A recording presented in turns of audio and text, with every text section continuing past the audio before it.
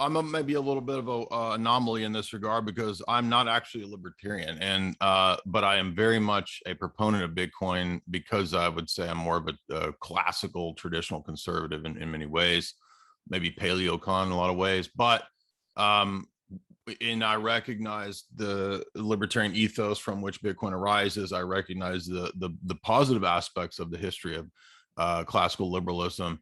But I'm also very much a critic of classical liberalism, which you might think is ironic, given that I would be such a proponent of Bitcoin. But what I think has happened is that we're at a point now where those things in the past don't even really matter. I mean, they're interesting to study from a history of ideas perspective, or from a history of the world, or history of philosophy. And yes, they do relate.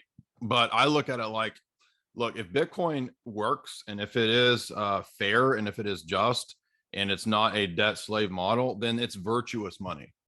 It's actually a monetary system that is based on facts, truth, logic, math, objectivity, and virtue.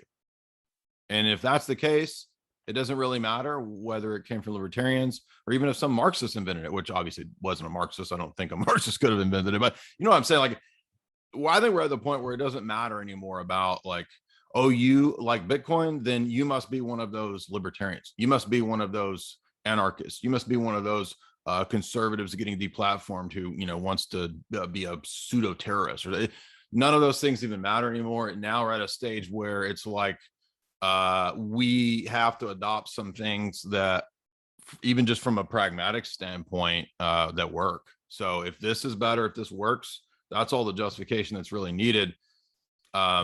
Yeah, I don't have a problem at admiring and admitting the elements of the libertarian free market ethos that I do respect.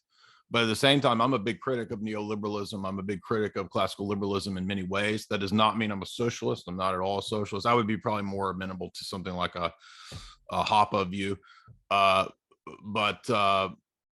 so I just think that just from those perspectives, when we do understand the reality of central banking, I mean, who cares if it comes out of a libertarian ethos, whether you agree with libertarianism or not? If it's a better, more virtuous, objective, truth-based model, then why would we not accept that?